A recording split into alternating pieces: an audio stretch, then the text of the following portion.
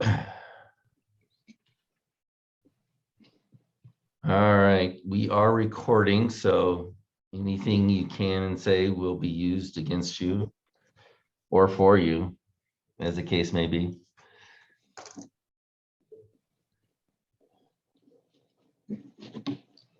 Got to bring up my chat box too. Let's see. Yeah.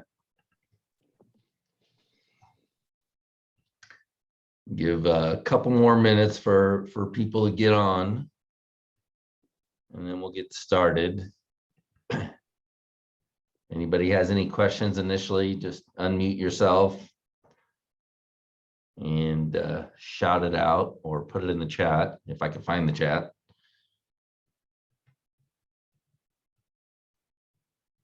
There it goes.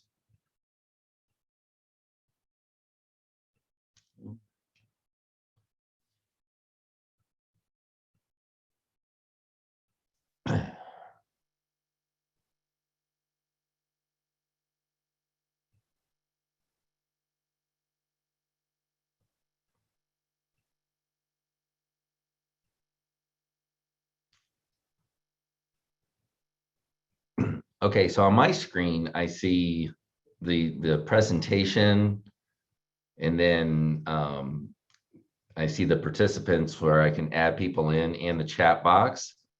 So the video part, I don't see as much because I got so much going on this, my little computer screen as it is. So I can't read any sign language. So if you got anything to say, unmute yourself and say it, or put it in the chat and we'll get to it. All right, let's get started. So welcome everyone to the roundtable discussion. We do want to talk a little bit about 2021 and in 2022 about getting it going. It is a great time. I love this time of year because we're right between Christmas and New Year's.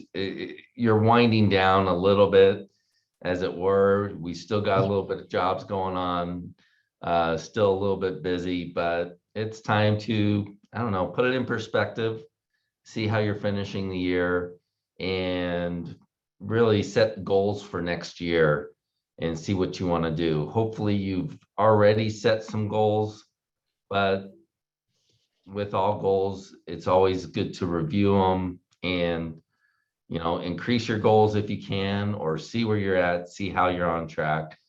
There's a lot of people that don't believe in setting goals and just want to go at it and want to do better.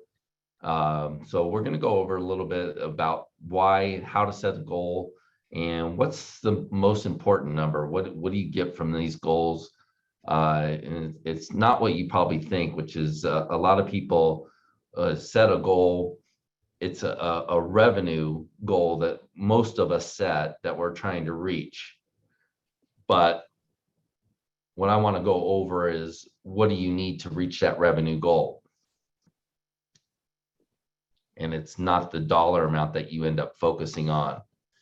So just like if you're going on a trip, if you're going on a vacation, you're heading out somewhere, what's the most important thing that you need to know?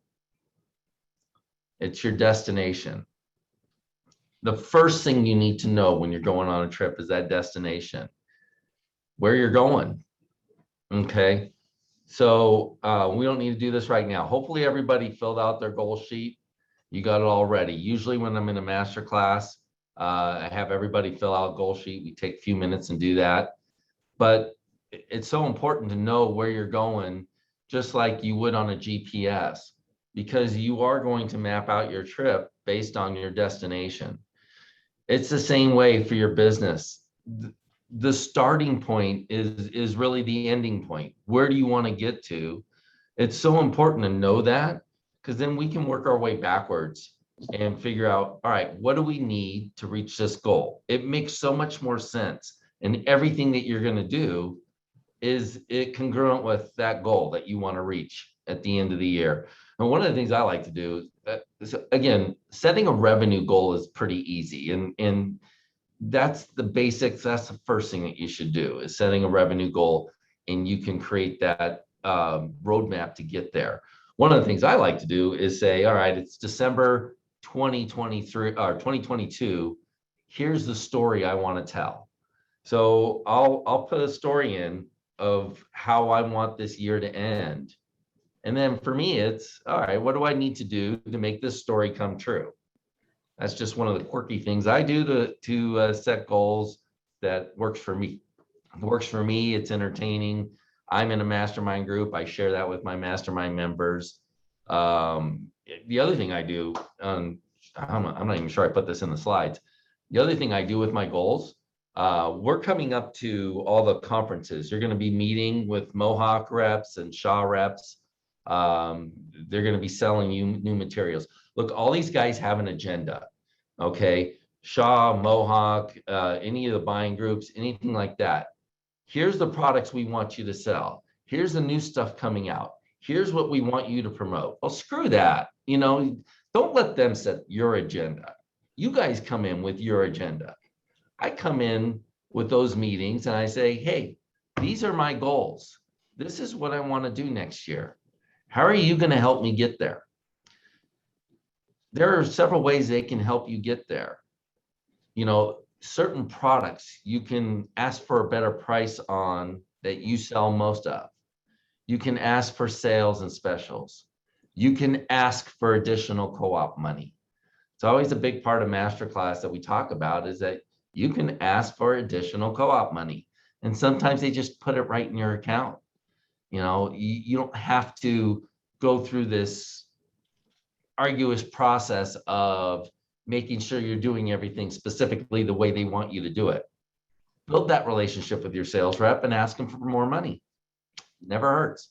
You know, they have additional revenue to give because there's so many people that don't take advantage of co-op money. It's free money. Go for it. Go get it. Use it to help you grow your business. So, all right.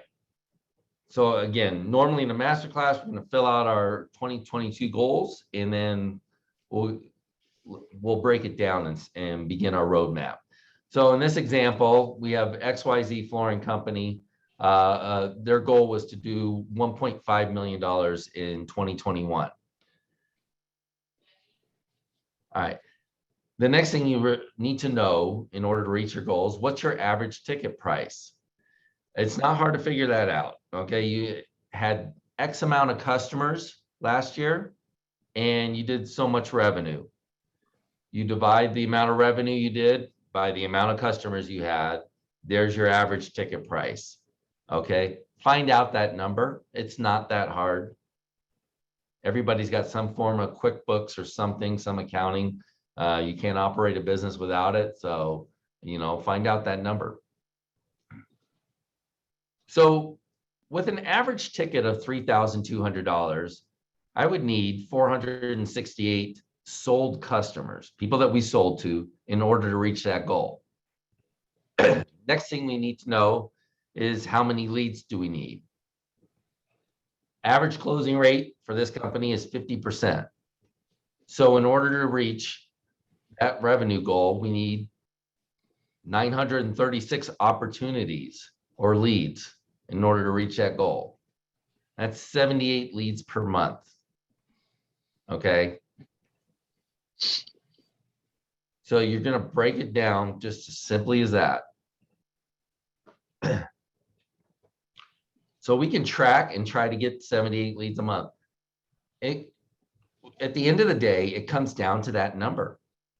You know, in order to reach a goal of 1.5 million a year, we need 78 leads a month. That's the number I need to focus on. As the business owner, as the leader or manager, how do I get 78 leads a month? Okay, in a masterclass, we go into our next segment is marketing. We're not going to do that right now. We're just talking about setting your goals. And I want to open this up more to your questions, answer some of the questions that people already asked. But some people sent me questions already. But it really is simple as that, breaking it down. Now, tracking Not everybody is good at tracking their business yet. Some of us are new. Some people are just in their first year or two of business. If you are good at tracking and you do go over your numbers, that's great. You can break it down. If you're the sales manager or the owner or manager of your company, you can break it down by how many salespeople do I have? How many leads do each of them need? And then again, another thing we discussed at the masterclass is having that weekly meeting. So if you can have that weekly meeting, you can go over where are we at on pace? How are we doing with lead generation? How many leads do you guys have coming up? What leads did you have? What can we do to close those leads? It's so important to have these weekly meetings and make sure that they're productive. Okay. So you can go over the numbers. You got to track, you got to go over your numbers and continue to, stress with your team. We need these leads. At the end of the day, we're all in the marketing business. Our number one job is not to do a great job. You have to do that. That's just a given. Our number one job is to attract customers. That's how you're going to beat the competition, by attracting customers. I always think it's funny when people lower their prices or they want to have the best prices in town. There's only one way for customers to know that you have the best prices in town, and that's through marketing. Okay, you got to tell people. And referral marketing, Facebook, all of that, that's all marketing. So, we are in the marketing business. A lot of the sales reps come in and they want to do PK sessions, product knowledge sessions. I've never had a product knowledge session bring in a customer. Okay, it's good to know and understand the product to some degree. I think they go overboard in that. Knowing the science of how the product is made is not as important as you might think, but understanding what's going to attract customers, understanding what's going to get the job, understanding what's important to customers is key. I always say it's more important to understand than to be understood. It's way more important for you to understand why they're looking for flooring than it is for them to understand why you're the best or how long you've been in business or the science of why this carpet cleans well. Who cares? They care more about the warranties and the fact that it does perform well than they do about why. Same thing when you're looking for a car, you want to know what kind of miles per gallon do I get from this car? How it gets that miles per gallon, most of us could care less. Is the car pretty? And how much miles per gallon do we get? It's the same thing with flooring, guys. Okay, so in your marketing, what's important to them? Speed of service, being reliable and doing a good job, but most people think you're going to do a good job anyway. So offering good quality and good service is something that almost you should never do because that's an assumption from customers anyway. So being convenient to shop at, find out what is important to them. Listen to customers. One of the great benefits I had when I started, I really didn't know anything about flooring. So I listened to customers to find out what was important to them. Found out that customers don't give a damn about how easy it is to clean carpet. That was not the first thing that they asked about when they came into the showroom. All the manufacturers were telling me this is the most important thing. And yet all the displays say that, all the marketing goes to that from the manufacturers, and yet customers weren't really asking about how easy is it to clean this carpet. That came up eventually, but that was not their first thing. That was not more important than how pretty is it and how soft is it. They wanted to know that before they knew about how good it is to clean. How long will it last? How long will it wear? The performance.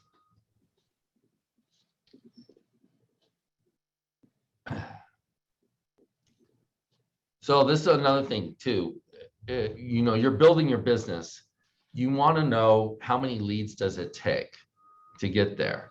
So what are some of the other shortcuts that we can do to reach our goals faster? One is raise your prices. Sounds simple. There's a lot of barriers that people face to raising their prices. We overcome a lot of that in the masterclass. I'm telling you, raising your prices is funny. They say public speaking is people's number one fear.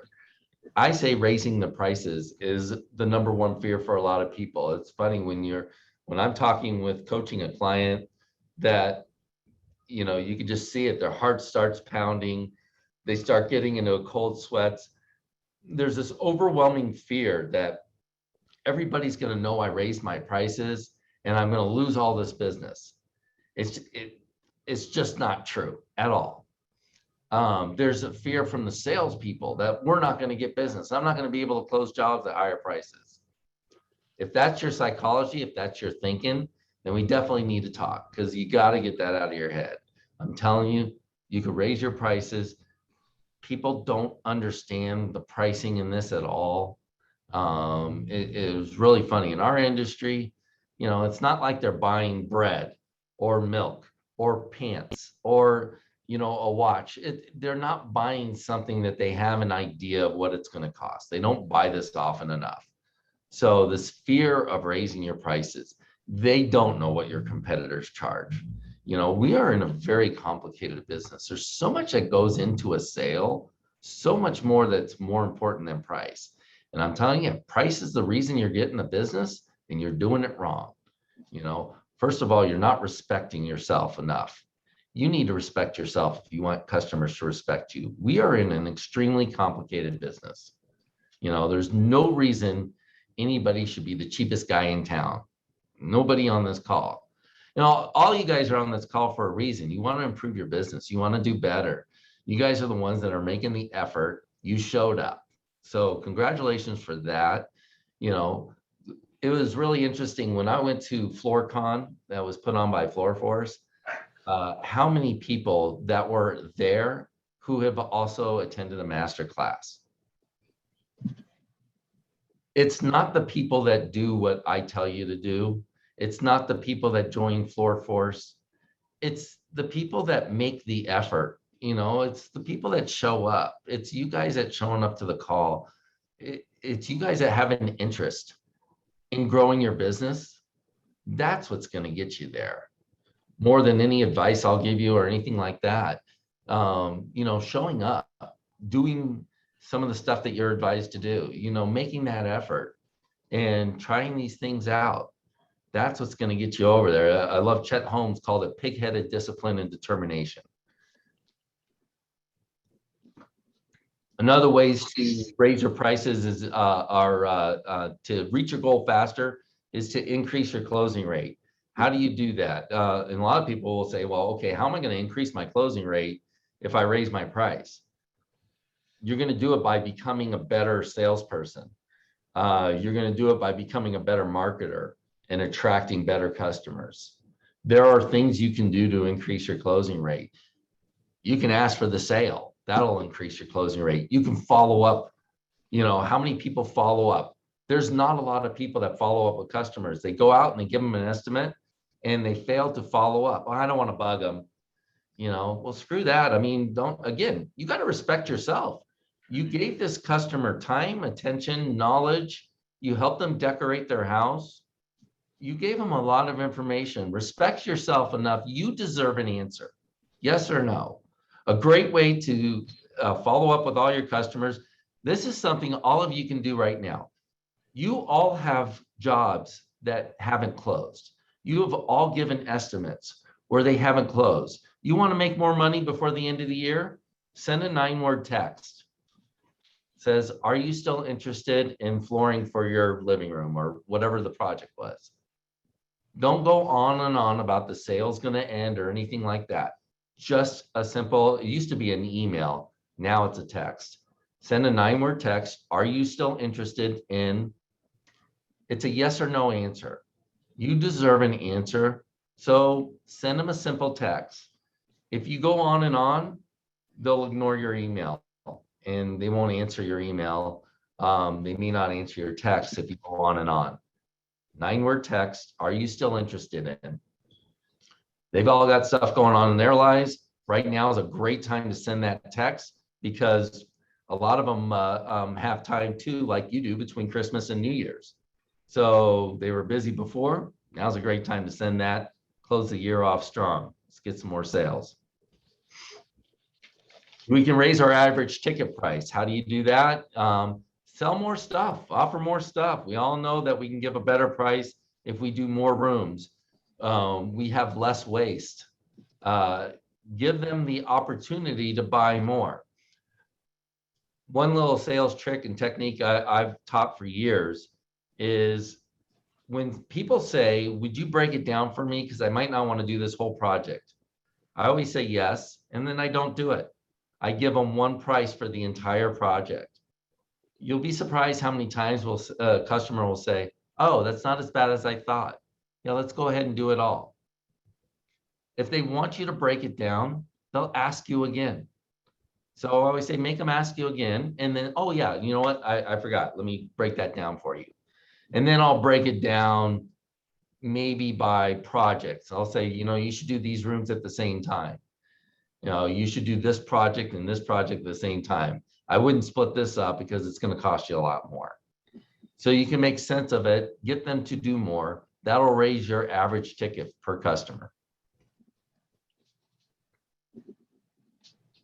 Upsell, you certainly, again, learning better sales techniques. I love this story. I had a customer come in. Do you have carpet for $2 a square foot? They found something at Home Depot. And again, when teachers said a master class, I've taught this in here ad nauseum. My first response, well, tell me about your project. What are you working on? I didn't address their concern about a $2 a square foot carpet. I'm like, well, what's your project? What are you working on? They said, we're doing carpet for our master bedroom. I said, oh, do you plan on living in the home or are you selling the house? Oh, we plan on living there.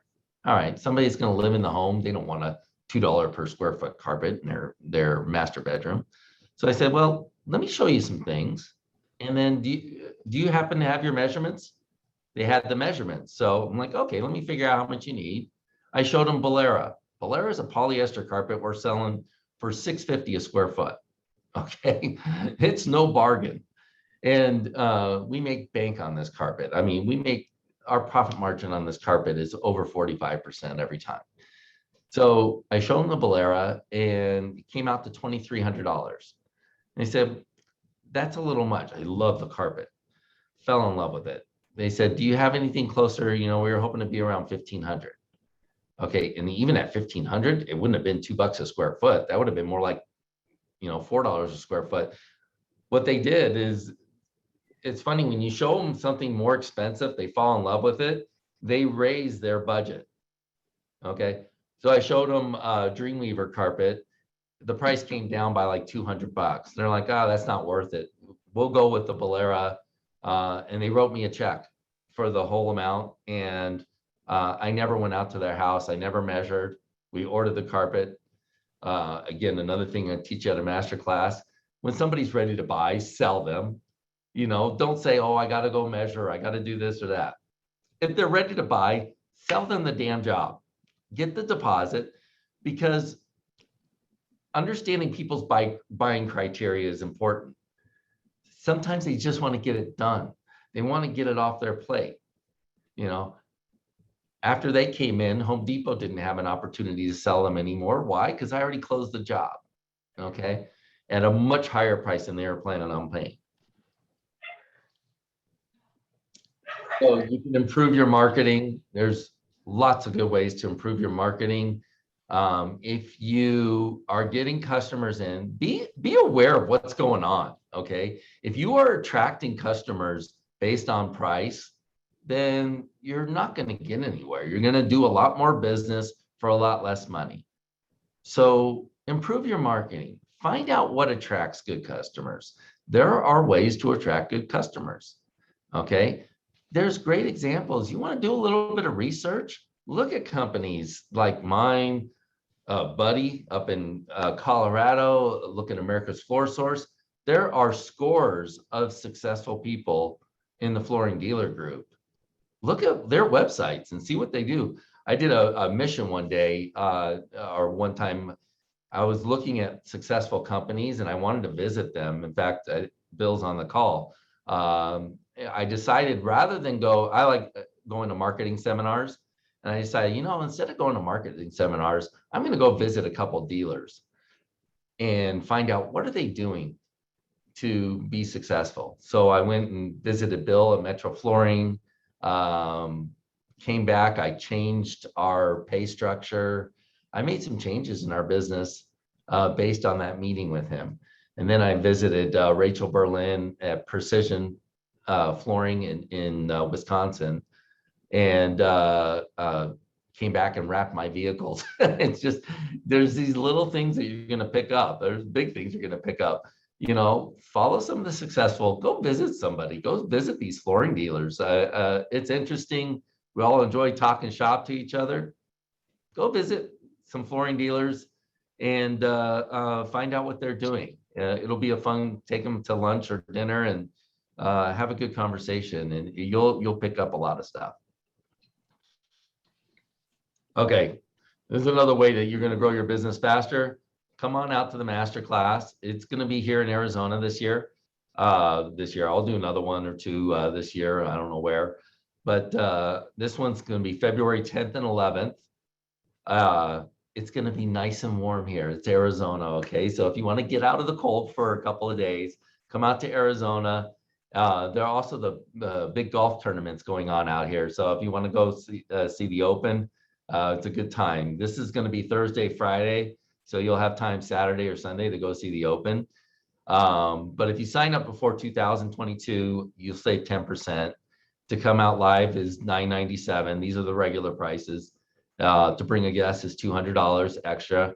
And then if you want to just come online, I've been doing this a lot lately, is we've been putting the masterclass online for people, and that's been working out really well. So everybody that attends the masterclass gets the recording of it, so you'll be able to follow up. But certainly coming live is much better. You get a lot out of it. Networking with people is always great. I wish everybody would brag about the content more, but they really do love networking with people. So it was the same thing at FloorCon. I mean, when we get together as flooring dealers, that time together is invaluable. Especially, think about it, you're together with people that are energized and want to grow their business. So the conversation's different. It's not just a bitch session about, all the problems that you're having. It's, okay, what am I doing to handle this, to handle that? You guys are learning from each other, as well as at the masterclass. There's a ton of great content you're going to use. All right, so that's it, short and sweet. Just wanted to do something for you guys. What are you going to learn? I got ahead of myself. You're going to learn how to attract leads. So we do cover marketing a lot. You're going to learn how to create a unique sales presentation. I just built one for somebody here. You take what you do for granted. You've been in the industry. If you guys have been in the industry for many years, then you just take these things for granted that you do. Like, do you tear out their old flooring and throw it away? Do you tell that to the customer? There's things that you do that's ordinary, and you can make them extraordinary in your sales presentation. That's what we do here.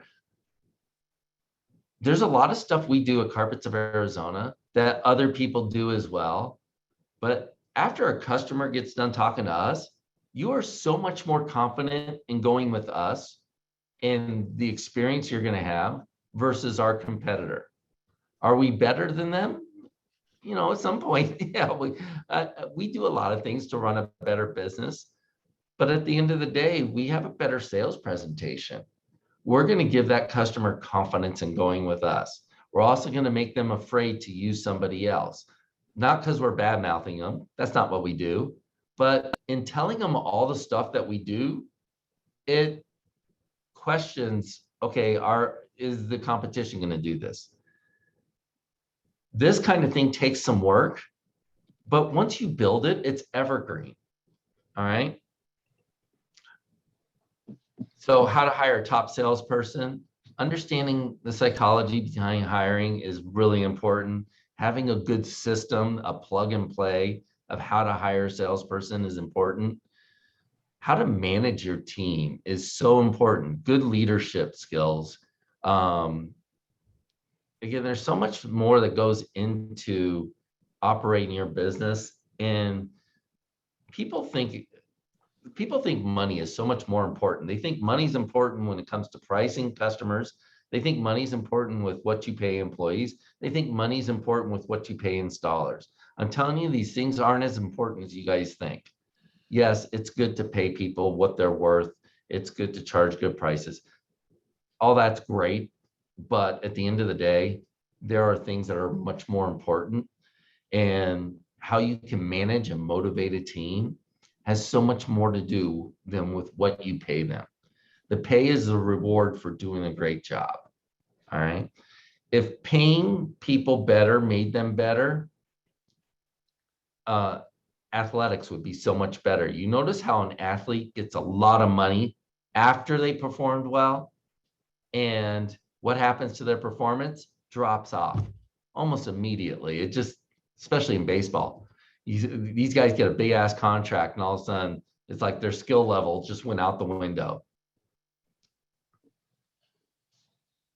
So we're going to show you how to raise your prices and beat the competition. Okay. I'm telling you, you're going to beat the competition with higher prices. It's not about lowering your price.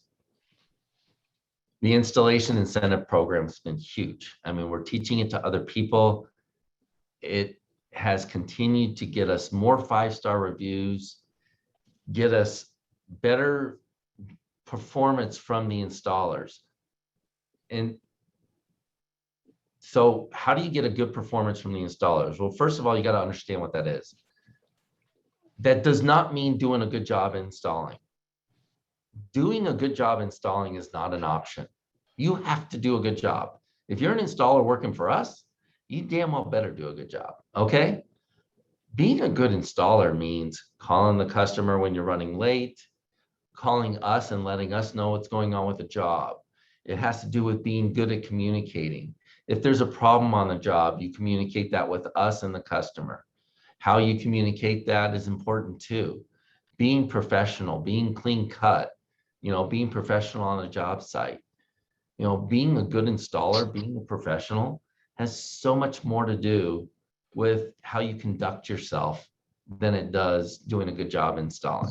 Again, that's not an option. You must do a good job installing, period.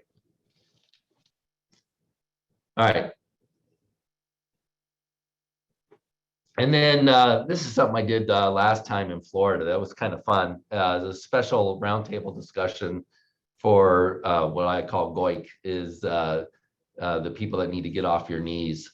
These are the installers that decided to start a retail business.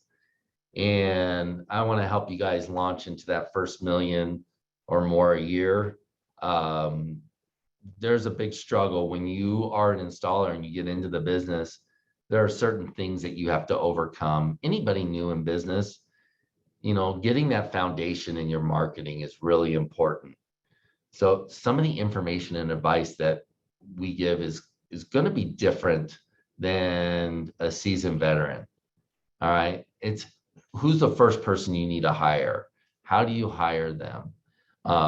And I'll tell you right now, one of the first people you need to hire is somebody to answer the phones. It's just an office person, somebody that can handle menial tasks. You're a person whose value is $20, $30, $50 an hour, and you're doing $10 an hour work. That doesn't make any sense. You got to understand, again, it goes back to respect. You have to respect yourself. You have to value yourself. It'll make you a better salesperson. It'll help other people respect you as well. But the first person that you're going to hire is going to help, like placing orders. You can't spend time doing that. Calling customers to schedule an appointment. You can tell somebody, hey, call Diane up and schedule her for Tuesday at 9 o'clock. Tell her I'll be there. Okay, somebody needs a repair done. Tell her I'll call her at this time, or tell her I'll come out at this time. You can hire somebody to do that. All the menial tasks that you have, You're too important. You're too valuable to do that yourself. You need to hire that person. That's one of the first people you need to hire. Also, the stress it takes off of you mentally. I was there at one point. I had a window covering business. I did my own sales, my own installs. I was my own office person. I was a solopreneur. And so as I'm doing an install, I'm answering the phone, trying to schedule an appointment for an estimate, driving down the road, doing all that. It is so stressful doing that stuff. So get that off your plate, hire somebody for that. Those are the kind of discussions we're going to have, how to do that, how to trust other installers to do what you can do better. I know you're better at it, but look, you're running a business now. The whole reason that you started the business was to get off your knees. So I want to teach you how to do that. Understanding that trusting another installer to do that, even though they're going to screw it up. Yes, they're going to screw it up. And what's that experience like for a customer? You're going to come in and fix it and be a hero, and you will have that customer for life. That customer will be more loyal to you than the one where you guys did a great job the first time and never had a problem and they paid you and you're done. The customer that has a problem that you go in and fix, they'll be your customer for life. It's weird how that works. I always ask customers, we had so many problems on your job. How come you ended up using us again? Well, you fixed it. You came back. All right, so I'm going to open it up to you guys. Any questions that you have about last year? Anything that you're having struggles with this year? I've got a list of questions here. So if you're shy, I'll go through that. But go ahead and unmute yourself if you would like to ask a question. Hey, Jerry, Caesar here. Hey, Caesar. Hey, I got a question for you. So how do you prepare for the new year? Do you do you prepare all the year, or you do like every month, every quarter to get prepared for the whole year? Like, do I break down my goals? Yeah. Not really. Well, I'll break them down in that. Okay, here's the revenue goal I need. Here's my average ticket. Here's how many leads I need for the year or how many sales. Then I have salespeople too. So I'll divide that up by my salespeople. And our sales manager is good. So you can do that when you have a smaller staff. But then the sales manager, if you got a good sales manager, you're also going to break that down by capability. And the one thing that we've done here is we hire more salespeople because understand once you get to a certain revenue level and all that, if you hire more salespeople to do more sales, it won't cost you any more money. Let's say you're paying commission, and we pay straight commission. And again, I'll show you how to do that in a masterclass. I've got videos on that on YouTube as well. So to hire more salespeople costs us nothing. Now, I would rather a salesperson have 10 leads a week than 20. In Empire and Express, they're going out on 20, 30 leads a week. They're going out on 6 or 7 a day. How effective can a salesperson be? How good can they be to a customer if they're going out on 5 leads a day? It's just too much, so 2, 3 leads a day, you got a better chance at closing the jobs, of giving exceptional customer service, paying more attention. So the more leads you're able to attract, the more salespeople that you might want to hire to handle that, because the cost really is nothing. And look, just from an ownership standpoint, we look at certain things such as bonuses. If their sales reach a certain amount, they get a bonus. It's in my interest to have more salespeople selling 70, 80,000 than having a couple selling over 100,000. Their percentages end up going up. I end up paying out more per job if I have a rock star salesperson. I mean, we do want it, but you can also invest in more salespeople to maybe split up the pie a little bit and create a better customer experience. It's just something to consider. As far as breaking your goals down, I mean, you're going to look at it all the time. It's one thing I don't like about, say, a business plan. A business plan to me is only a useful tool if you're going to try and get a loan from a bank. It shows your professionalism. But most people that write a business plan, they never review that business plan. If you write goals, that's something you can review and track every week and improve. We're huge believers in the whiteboard. I put so many problems and things and goals and tasks up on the whiteboard, and we break it down to get there. And the other thing you're going to do to break it down is have a weekly meeting, something we teach at a master class. Probably one of the biggest changes I made to my business. I did this years ago when I read Chet Holmes' book, The Ultimate Sales Machine. He talks about having a weekly meeting. It's the greatest impact I had. Now, at that time, I only had one employee. So I had a meeting every other week, but that meeting was focused on growing the business. Okay, that's fair enough. Does your salespeople measure their own jobs, or you have someone special just to do measurements? No, our salespeople measure their own jobs. Okay. We expect, and we teach this at a master class, is how to close in the home, and why you should close in the home. So I always give the analogy. It was a story that I heard. They did a study and showed when a customer has the best experience at a restaurant, and it wasn't getting your meal. It wasn't dessert.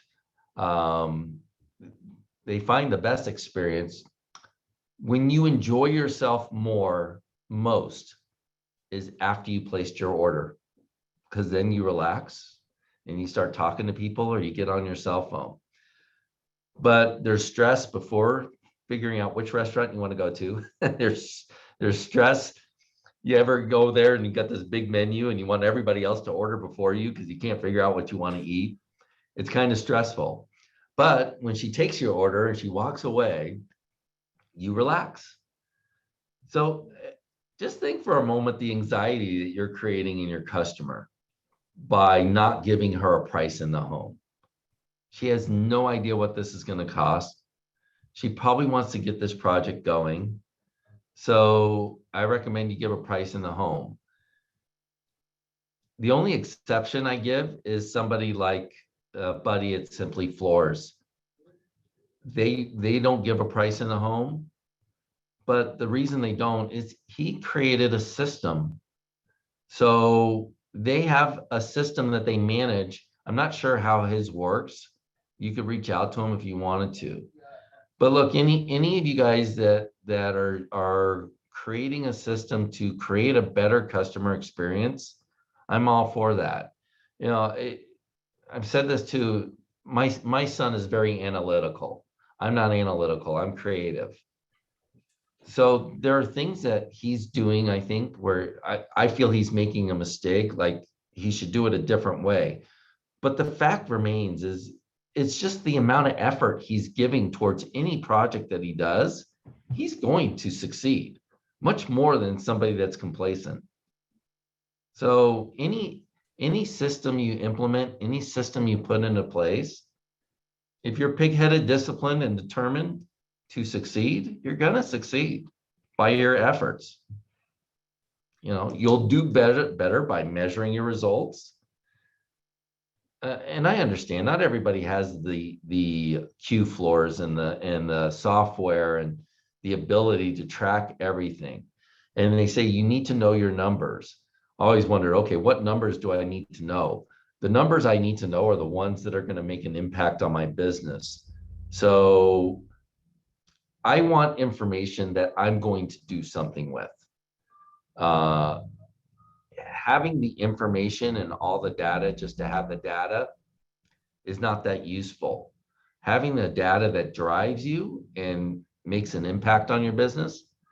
So we can break that down and talk about that and what that is for you. And again, when you're getting started, there's very simple things you can know. You can know your average ticket. It's not that hard to figure it out. You can know your closing rate. That's not that hard to figure it out. You can do this stuff on an Excel spreadsheet. You can do it on a notepad. Just start tracking, you know. Yes, you want software. As you grow your business and you get going more and more and more, you're going to want to use the software. It's going to help you in your business. But for now, you just do the best you can. You don't have to be perfect. Yeah. That's great.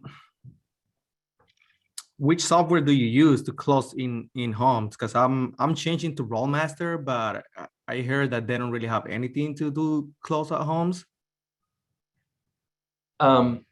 So, and that was one of the questions that somebody asked is what software do I recommend? I'm not a software guy. I've never been a software guy. So we had something I didn't recommend. It was called Job Nimbus. Shane is now switching over to Rollmaster. He switched over to Rollmaster before FloorForce did their thing. It sounds like Rollmaster is really good. But I mean, we have people all over the board between Q-Floors, RFMS, and Rollmaster. There's a couple other ones out there that I haven't heard of. I think, you know, whatever software you're going to use, it's going to be a painful process. So Yeah. get yourself ready to spend a month, 6 weeks, really implementing this software. Your employees are going to bitch, whine, cry. You know, it's going to be miserable. Get through it and life will be better. You know, RLM, Jason Goldberg software is probably one of the easiest to use. But it's funny how people will buy his software because based on his recommendation, of course, he's using it for his company. People buy his software because it's also cheap. But the majority of the people that get his software don't end up using it just because it doesn't matter. Even though his is very simple to use, people whine and complain and all that. We had all that stuff here too. You know, we've had the people, the employees that whine and complain once that we're getting too corporate. So she went to work for somebody else and made no money and came back to us. This is the other thing. Not only did she not make any money, she hated the fact that this guy was so sloppy and all over the place versus our structure, our corporate structure. And she realized the benefits between our corporate structure, that she made a lot more money. She was a lot happier. The customers got a better experience. So yeah, the software is valuable. So get on board with it. I never liked the software because I didn't want to spend that much money on something that didn't help get me business. So I'll spend that on marketing because I know I'm going to get a good return on my investment. I wouldn't spend that on software, but the way that our company's growing, it's a necessary evil. You got to have the software. Yeah. So I think when you're newer in business, you know, to spend $5,000, $8,000, $10,000 getting new software on board, it may not be your priority. You know, you might be able to get by. It'll be a benefit to you in the long run, but you know, it's up to you. You got to prioritize it and use it. As far as closing in the home, and let me go back to answering your question. That doesn't have to do with the software. That has to do with your sales system. So is it that you can't generate a price with that software in the home? I guess, yeah, you can't really show them like an estimate or, you know, a proposal. I mean, you can tell them around how much it's going to be, but you can't really show them something like, they can look at what they're gonna pay. Yeah, I'd figure that out. One thing that really bothers me is the accuracy of pricing. Um, there are people that they don't know what the cost of a stick of trim is, so they'll go back to the shop. Well, I don't know what that costs, so let me get back to you on it. Oh my God, charge $150 and move on. Just charge them something, give them a price in the home, ask for the sale. You do not need to be that accurate on your pricing. You need to get enough. Your job is not to save your customers money. Your job is to do a good job. Yeah. The customers, we got scores of 5-star reviews. Nobody has ever complained about the price. All of our 1-star reviews have to do with the performance of the flooring. They weren't satisfied with something, and we probably got 3 or 4 1-star, maybe 5 1-star reviews. They're either illegitimate or it's something else. But even the 1-star reviews, nobody complained about the price. Yep, that's true.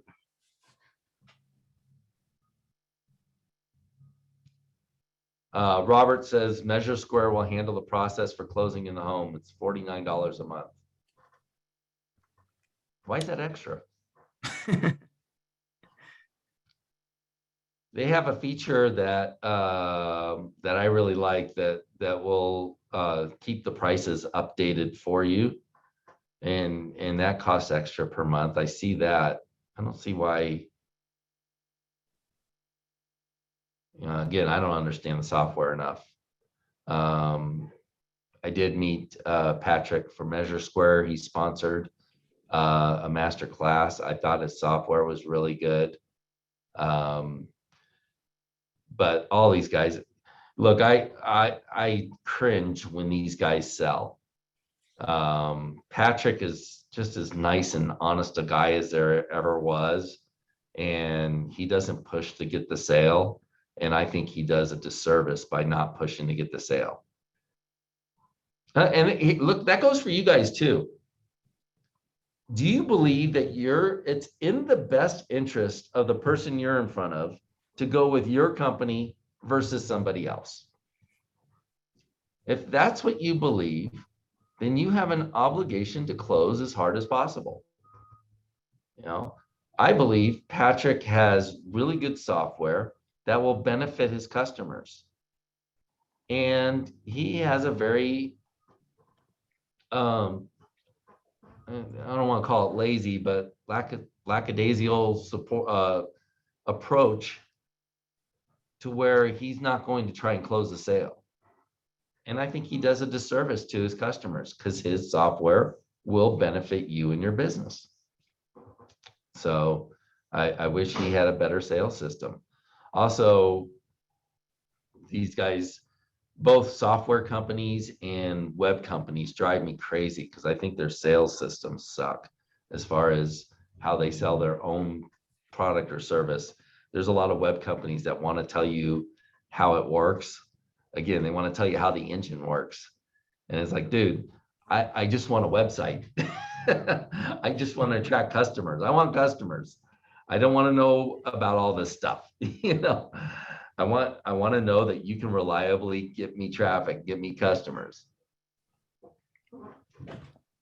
That was another question I had. Somebody was asking me about Floor Force and if I recommend them. I have always recommended companies who are in our industry. And the reason is I know a lot about websites. I know more than most people do. I know more about websites and marketing than I do about flooring. And that's one thing that grew our business so fast. I hired people that I knew and trusted. One of them is my best friend.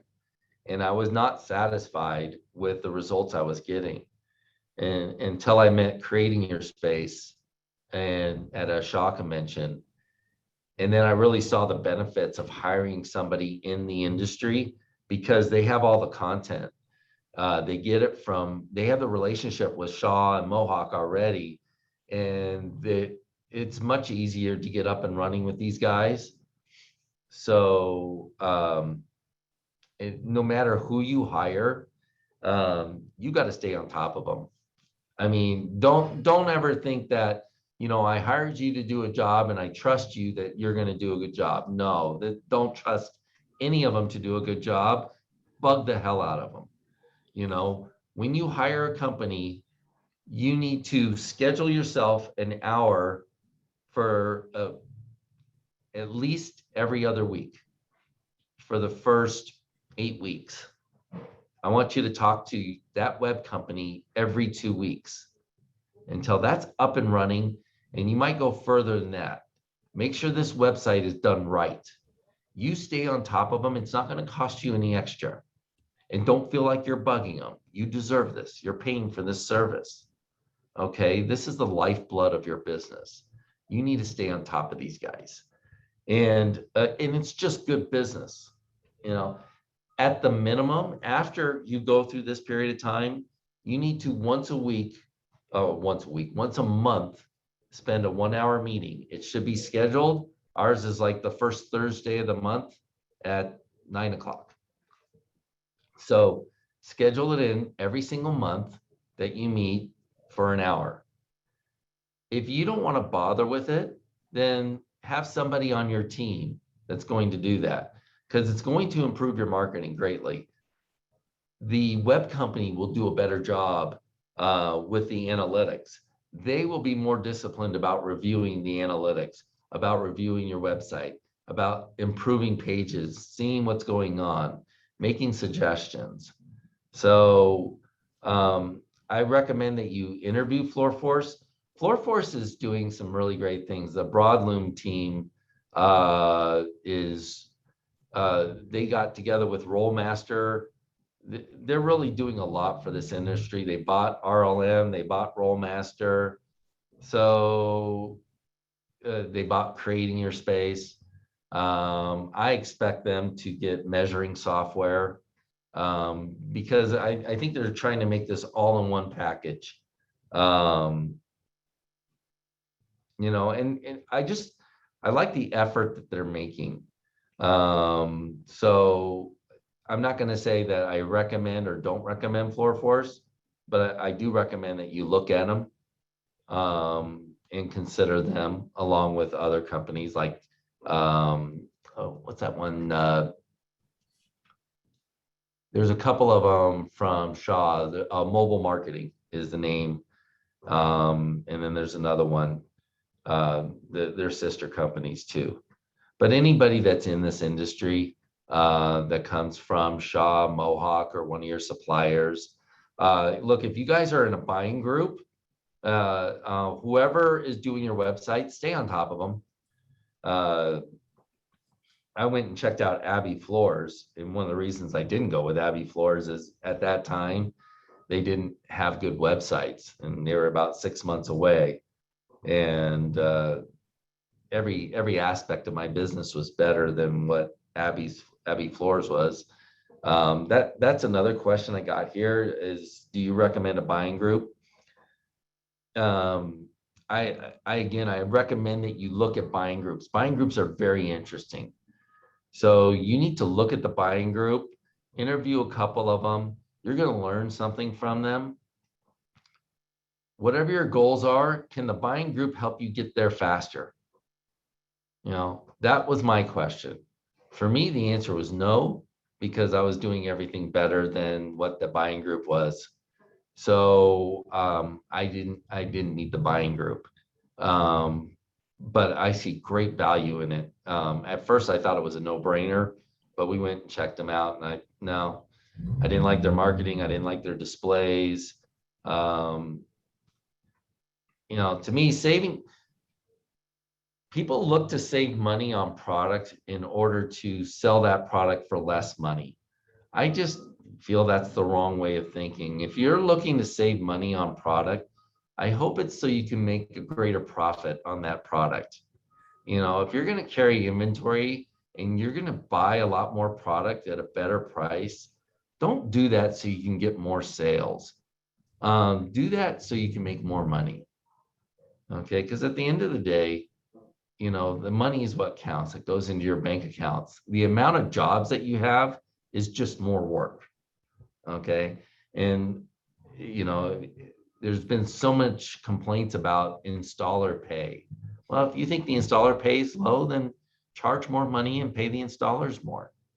You know, so it all starts there with what you charge to what you can pay and how you run your business and growing your business and hopefully eventually being able to sell your business one day. Um, let me see. Oh, this is another question. I want to do a shop at home. How do I do that? They did a segment on shop at home at Broadloom that I didn't really care for because it almost made it seem as if you had to be a big boy like Express or Empire in order to run a shop at home business. Again, Buddy at Simply Floors has a showroom, but mostly it's a shop at home business. And it's all in his marketing. Look at his website, look at what he's doing. Having a vehicle in your picture, making it easy for customers to understand that you do shop at home. You know, I mean, we all do shop at home because we have to go to their house to measure it. There are some people that have the system where they have a professional go out and measure the home, and then the customer comes back in and you sell it. What I don't like about that system is you take the decorating away from it. You know, I want my salesperson in the home so they can say, hey, I recommend that we break here, or we do different flooring here, or this color would go great in your home. This would go really good with your decor. I think you would like this. How do you decorate if you're not in their home? You know, if you just have a measurements, you know, the purpose of the measurements is to get a price. It's not to decorate. So, you know, I think it takes that away. So I prefer the salespeople measure, go in the home. We are onboarding software right now for measuring, but I can tell you, we worked for 6 years without any software program, figured it out, taught people how to measure, made a ton of mistakes. So we went through all that and survived it and succeeded and prospered that way. But doing a shop at home, there's nothing special about it. Honestly, you need to show the consumer evaluation that I did was mainly a few things. And that's one, when customers go to your website, can they see your phone number? Do they see that you offer in-home estimates? Can they request an in-home estimate? And is the location of your showroom obvious? It wasn't about the looks and all the data you had on there. It's about the ease of doing business with you. Can I find out the information that I'm looking for? What irritated the hell out of me was when we had COVID and people were putting this message on their homepage of how they're handling COVID. It's like, I didn't go to a flooring website to see how you're handling COVID. You're handling it like everybody else. I don't give a shit about that. I wanted flooring. I came here for carpet. I didn't come here for a medical checkup. Okay. So what really pissed me off was the web companies. They should have known better. They should have never advised that you do that. You know, one of the things that web companies will advise you is in order to be congruent, and this is a good lesson in branding. Okay, branding marketing is a bad idea for small companies because you're not Kmart, you're not Target, you're not Pepsi, you know, you're not a mega company that can afford to spend a lot of money on branding your business. Good branding is if you place an ad, let's say you place an ad on Facebook and you're offering a special on luxury vinyl flooring. You're offering a 15% off on luxury vinyl flooring. When they click on that ad, rather than going to your homepage, they should go to that sale page on that ad. That's good branding. The colors, the fonts, everything's congruent with each other. So I know if I went to ABC Flooring and I clicked on ABC Flooring's ad, that I went to ABC Flooring's website and I got that special. Every web company knows and will advise you to do that. So why they advised any of you to put up a COVID ad is beyond me, or a COVID message. That was just the dumbest thing. So, I told them all you need is a button for people who care, so you can tell them, here's how we're handling COVID, have a button. So the people that can, give a damn about that can click on that button and find out.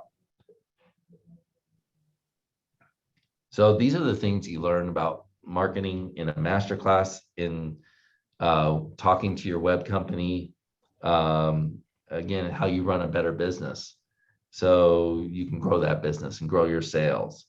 We are in a product-driven industry, and we should be people focused, not product focused. There's way too much focus. These displays drive me crazy because the displays, again, break down the science. Mohawk put out one of the most beautiful displays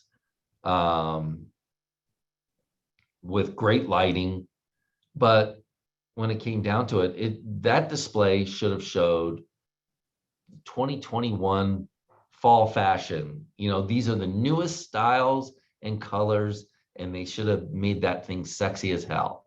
Nope, they put down a bunch of crap about where and why the nylon's better. They show a nylon carpet versus, or not a nylon, a smart strand carpet versus a polyester, a cheap polyester, and why it's better. Both carpets were ugly and beige. I'm like, this is the most pathetic display, the breakdown of how they showed products.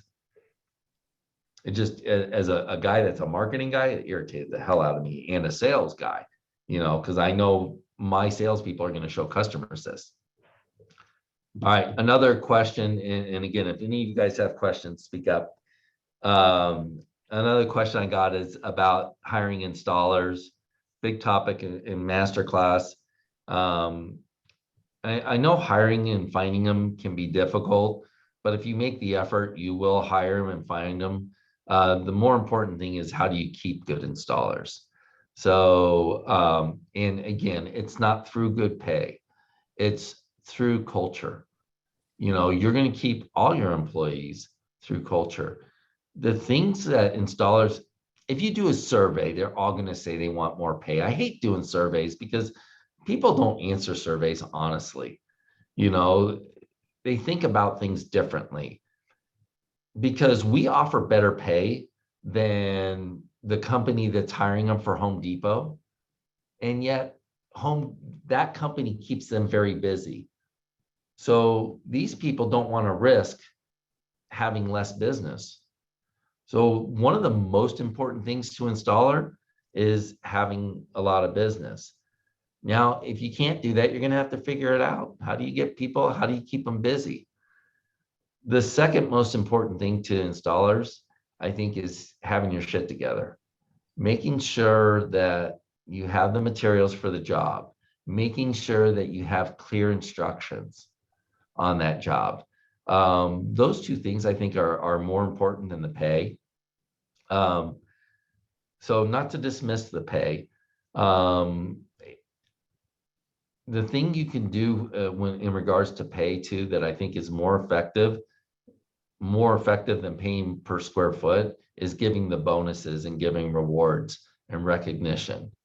So I think they value that you appreciate their work. We have the installer incentive program, and it's worked phenomenal. I mean, our installers are loyal to us. They like working for us. They like working for us because we expect more of them.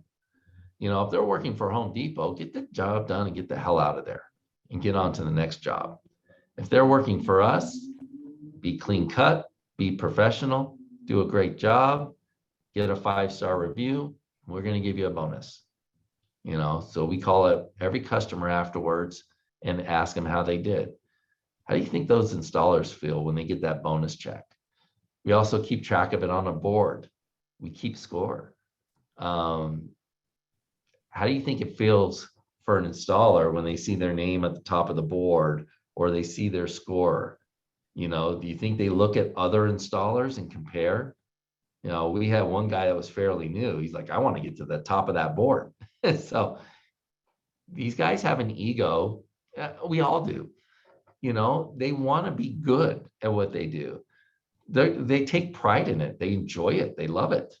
You know, they like to be a good installer and they like knowing more. So, you know, when they complain about the pay in our groups, it drives me crazy because they have the ability to make more money and do a better job. But it's gotten broken down into such a hustle business rather than being professional. The way we're doing it, I mean, we should, us independent businesses should be soaking up these installers. So all the fly-by-nights, the Home Depots, and I don't know, I shouldn't call them fly-by-nights, but your Empires and Expresses and all that, no installers should be wanting to work for these guys. They should have to pay them so much more because these guys would rather work for us, you know. So how are these mega corporations able to attract installers and get so many installers to work for less money? We see it all the time too. Let me see. Here's an interesting one. That they got somebody they want to fire, and how do they go about that? I like to pay people off when I fire them, so I'll pay them money to get rid of them. It's worth it to me to get them out the door, but I like to do an exit interview too and tell them what they did wrong. If I can somehow benefit them for the future, I look at that as an owner or leader to your responsibility to educate them on what they did wrong. Now, I have had people that I've fired that it wasn't worth my breath to explain that to them, what they did wrong or what they could have done better. So I have let people go like that, but and even in those cases, I paid them off. You know, just be done with it. It's worth $500, $1,000 just to let them go, get them out of here. If you want to make sure that their jobs are done and they get the commission for their jobs, you know, again, it's not worth your mental capacity to go through that exercise. Just get rid of them. Okay. And again, to avoid firing people, to keep people and keep them on longer, having people that having that weekly meeting and building that culture. That's how you build your culture. You also share your goals with your employees. You know, no employee is going to begrudge you for having a $5 million a year company or $10 million a year company. Set goals with your employees. Here's a good question. When you hire someone with experience on flooring or someone new to it, that you can teach them, I'd rather hire a good salesperson than a knowledgeable flooring person. One of the challenges with the knowledgeable flooring person is they are stuck on price. So it's painful hiring somebody that knows nothing about flooring. It's going to be a bitch getting them up and running and getting them understanding things. But we have one guy here we just hired, no experience, and the guy's been a rock star. First couple of months, oh man, it was tough. So he had to go out on calls with people. There's just so much to learn. It's part of creating good systems and good processes. Like for example, let's say you have to price out a set of stairs for carpeting. At one time, I'm like, why is it that we're measuring and counting steps? On average, there's 15 steps. On average, we need 12 feet of carpet. You could probably get by with 10 feet, but let's say 12 feet of carpet. On average, we charge an extra $250. Throw it in the price. Don't say anything to the customer. Just throw an extra $250 in there. Okay. I don't need them measuring and doing the calculation. Come up with a price. We came up with the ultimate sales experience, or the ultimate installation experience. We have 3 products that we'll do for, I think our price now is $12.88 a square foot. 3 products, top of the line, LVT. Actually, one was a laminate. It's Revwood, Carnadine Coralock, and Pergo, the Pergo Extreme. We would do all these for $12.88 a square foot. That included tear out, which included tile tear out. It included the material, the installation. It includes moving furniture. It includes moving appliances and putting them back. It included any transitions that were needed, and it included all new baseboard for the area we're installing. It's the ultimate experience, one price.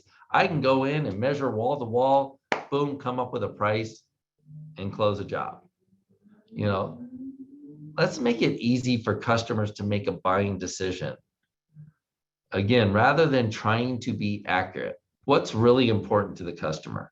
Is it important that we have the details of the price, or is it important that we do a good job and they have beautiful flooring and in a timely fashion that they can enjoy?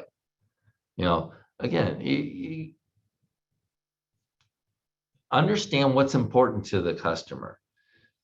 That's a big thing. This is one of the biggest mistakes that knowledgeable salespeople make, is they tell and lecture customers about what should be important to them instead of trying to understand what really is important to them.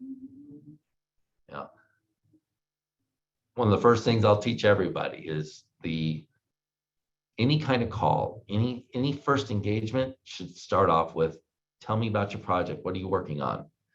Customer comes in with a tile, they need to match it because they have this tile throughout the house. We can't match it. Nobody can match it. We know that. Okay, so they're going to need to do something else.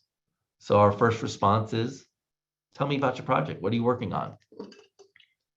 Now I can have a different conversation with them. They're trying to do another room. The fact is you're not going to be able to find that tile anywhere. Let me make a suggestion for you. What if we did a different product that would go and coordinate well with that? Would you be open to that idea? No, they'll say yes every time. If you ask them their permission to show them something else, they will always say yes. If you say, no, I wouldn't do that. Here, you should do this. If you tell them what they should do, they're going to get defensive about their position. That's not what I want to do. Ask their permission to show them something else if you recommend something else.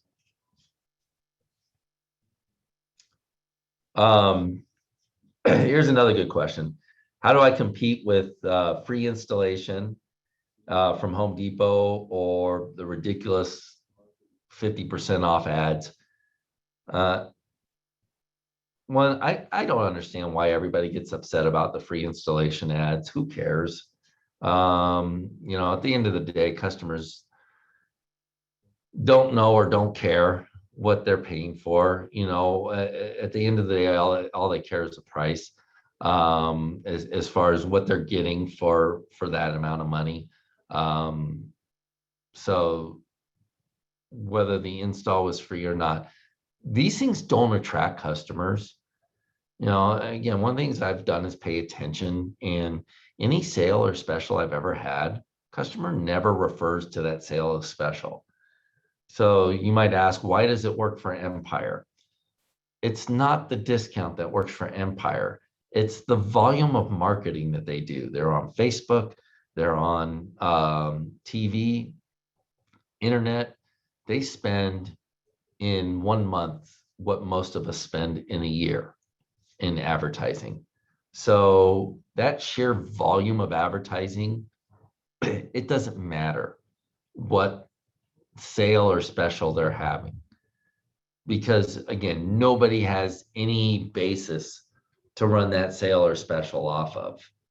And who doesn't love going in after Empire? I mean, which one of us can't close a job after they talk to somebody in Empire? And a lot of people say that they're less expensive. Well, screw that. I can be more expensive than Empire and close the job because Empire pisses people off. So their salespeople can be so rude that, you know, they don't get the job. And it does turn, their whole process turns off a lot of customers. So they want to make sure that both decision makers are there for the appointment, and they do a hard close, and they keep giving you discounts until you get the job. Just that whole process is kind of a turnoff. So if you have an opportunity to come in after, I wish all of our customers would get a bid from Empire before seeing us. Now, these guys do a hell of a lot of business, so you can learn stuff from Empire. And that's the thing. Empire Express, Home Depot, Lowe's, all these companies, you know, learn what you can from them. But there are some things that don't think that these gimmicks are working. It's not that the gimmick's working, it's the volume of advertising is working. You know, we can't spend that kind of money. So, okay, how do we compete against them? This is a great question. How do you compete against somebody spending $100,000 a month in your market? A couple ways. On your website, first of all, Facebook advertising is really good advertising right now, but it's complicated to understand. David Requa is really good at it. Talk to him about it. It's a little bit expensive, but it's worth it. And the only expensive advertising is advertising that doesn't work. So I shouldn't say it's expensive. It's actually really good value. But Facebook really is working well now. I wouldn't put all my eggs in that basket because Facebook can change and shut you down as well. So be careful about putting all your eggs in any one basket. Google can do the same. But the best way to compete, where we're number one in our market, is in the pay-per-click advertising we're doing. We do a lot of paid advertising on Google. I think it's the best value by far in advertising because you can target very well. The good thing about pay-per-click advertising is you don't pay unless somebody goes to your website, right? That's the pay per click. They clicked on your website, so that's what you're paying for. You're paying for that traffic. If I place an ad in a paper magazine or at a home show, I'm hoping to get a return on my investment. With pay-per-click, you're guaranteed to get a return on your investment. So the ways to make that better, and this takes those meetings with your web company, is use fewer keywords. Like we nail carpet. We're Carpets of Arizona, and it's our highest margin. It's the easiest thing to do business with. So we want to dominate carpet in our area. So we dominate with carpet as a keyword, and we dominate in an area. So we can go 5 miles or 10 miles around our showroom and just dominate a location and hit that with everything we got. We'll beat the Empires and the Home Depots and the big marketers because they're going to spread their market throughout the entire valley of Metro Phoenix, which is pretty big. So in our area, we show up number 1 or 2 every time. And that's a good way. So there are ways to compete and dominate in your market area. Another good marketing that very few of us do is reaching out to previous customers. Just having an excuse. If you're ever slow in business, pick up the phone and call previous customers and tell them about a sale, a special that you're moving. If they know anybody, there's a good customer callback thing that we used to do. We've been so busy. And that's the thing is having a marketing discussion right now is probably not the best use of your time because everybody's been so damn busy. So, but that was a question that was asked. We ask about competing against these companies. And again, it starts with the marketing because being better is only useful if you can attract the attention of the customer. So going after repeat referral business, you've already got their attention. So getting that business is low hanging fruit. That's how you go after that. Let me see. That's the questions I got. If you guys, anybody else have any other questions?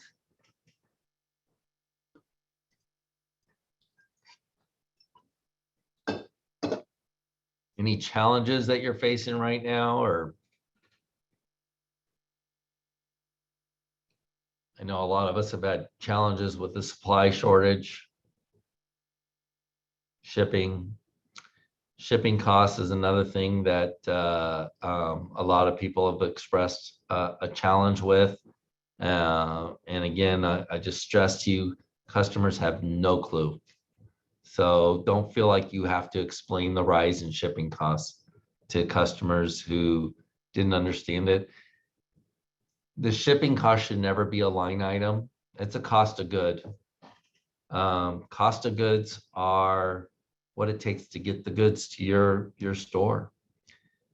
Sales tax for us is something that we pay to the supplier.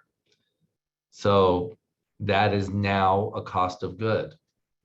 And on all cost of goods, we attach our margin to it. So we actually make margin on sales tax now, as well as on shipping. So, you know, in the prices we charge, yeah, anybody in town can beat our prices. And yet we're busy. My goal is always to be the most expensive company, and they use us anyway. Hey, Jerry. Yeah. This is Brian out of Oklahoma. Do you guys only do work with homeowners, or do you work with other companies like property management companies or home restoration companies, real estate agents? Yeah, well, we definitely work with real estate agents, and this is something I show at the master class is the home seller dream program that we put together to work with real estate agents. But working with property management, that's a big goal of my son's this next year, is to get more of that kind of business. Okay. But we haven't. Okay. I shouldn't say we haven't. We've tried. You know, I always believe there's a better way to do things. So we have tried going after the some of the commercial business. I tried some good marketing on our website. I haven't really found anything that stuck and that worked. It seems to me the best way to go after commercial business is belly to belly marketing. But also when it comes to prices, presentation, all that, I do think that there's a better way to do things than what a lot of people do them. So I do understand that sometimes you're looking at just the numbers, their price to my price. I will always try to figure out a better way to get more money, to command more money. One of the ways we did it is, I can't remember the name of the program I called it, but it was some kind of direct install program where you pay us for the materials and you pay the installer directly for the labor. That way the installer can make more money, we make more money on the material, and we can close the job for a higher price than what our competitor is charging. It would be a lower price to the customer and a higher price to us, but we get that job by just selling the material only and then providing an installer at basically a wholesale price, but the installer would be able to bump up their price to them. But the end user had to be willing to write two checks, one to us, one to the installer. So I did a little bit of marketing around that. You know, in anything you do, nothing's a slam dunk. Everything takes a little bit of time. I think one of the slam dunks that was done, and again, David Requa hit the nail on the head, and it's by doing these stair caps. We talk about target marketing. What's good target marketing? Usually when you can identify a customer and as somebody that you will be a particularly good fit for. It's difficult to do in this industry. Stairs is a great way to do that. If you promote stairs, anybody with stairs has a reason to check you out before maybe going someplace else, because you show that you're the expert in doing stairs. We did it with Bolera carpet. We did something called the Venetian, Venetian style stairs. That's where we do carpet on the top and a wood face on the front. It was good marketing. And then we had a carpet that was specially made for stairs, Bolera. And Bolera wasn't made for stairs. That's just my marketing. And it worked. It worked really well. So stairs also visually attracts people. So you can tell what that product is. So anybody that does have a 2-story home, that it's good marketing to help attract people. If I did, but to give you an example of the question you just asked, commercial business, let's say you were going after rental homes. I would have renters planks. I did do that at one time, but I would have material that was specially made for rental homes. And again, it's just marketing. So you can have, let's say, 6 planks that you sell that you recommend for rental homes. You make it simple for them to buy. You know, they can be a click and lock or a glue down vinyl plank. And you can have a certain price, and then you have a presentation around this, why this product is good for rental houses. So it's very specific to somebody's need. I've got a rental home, I need flooring, you have renters planks. If you have basement homes, you can have planks made specially for basement homes, or flooring especially made for basement homes. Anything like that will attract the customers, start a conversation going on in their mind. Hey, Jerry. Hey, this is Nick Toscani Flooring. Can you hear me? Hey, yeah, hey, Nick. Okay. Hey, going back to your answer, that you give you let the installers install it directly for the homeowners. Are you afraid that you might lose those installers by homeowners giving the phone numbers to different ones? No, I wouldn't do that for homeowners. I would only do that in commercial. Okay. But are And you afraid that that was just to get the commercial business? Okay. But are you concerned that you might lose them by a contractor keeping them busy? Oh, no, No. Okay. no. Again, I'm not really giving it to the contractor. I'm doing it to my customer, who is a dentist. So Okay. he's worried about building his dental practice. He's not worried about installing flooring. Got it. I thought it was for a commercial contractor directly. For commercial projects, not commercial. Oh, okay. Sorry. Okay. Thank you. And again, I mean, you can lose installers to anybody. You can lose employees to anybody.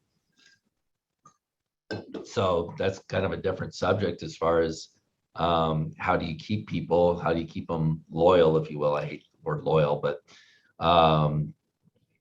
if they are working for pay, then you probably are going to lose them, because they will eventually find somebody that pays better. That's why the pay thing is such a bad idea, to make any system be around pay. Now, bonuses as a reward is good, because it's different. It's not necessarily money, it's recognition, it's a reward. So that works much better than money.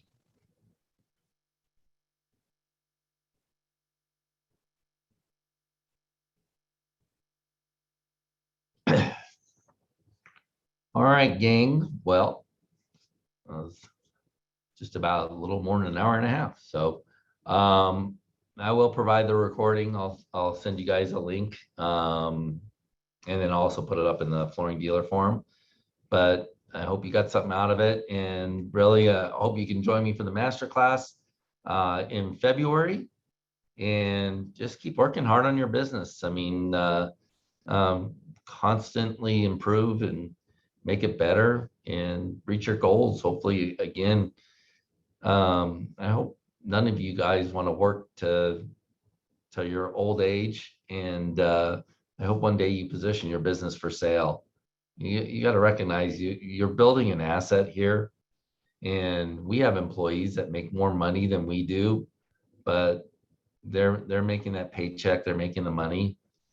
You want to build an asset so you have something that you can sell someday or pass along to your kids or whatever you choose to do, so it lives on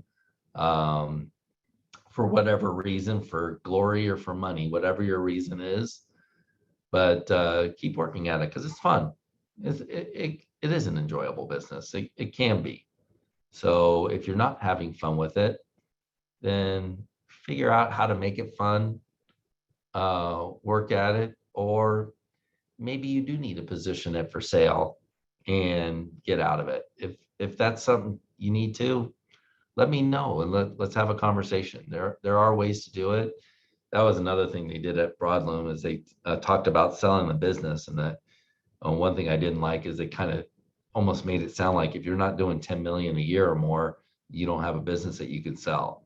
I've sold 2 businesses already, and neither one of them did even close to that. I had a blind business I sold, and then I did sell my carpet business to my son.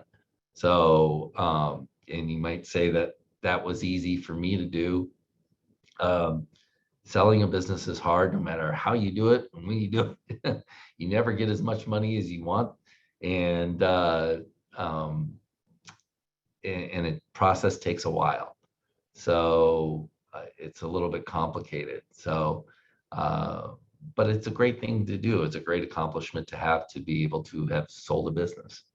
So again, appreciate your asset, respect what you've done. And it's not an easy industry. So respect yourself and what you've done. All right, guys. Well, we will see you later on. I hope you can join us at the masterclass, and you take care.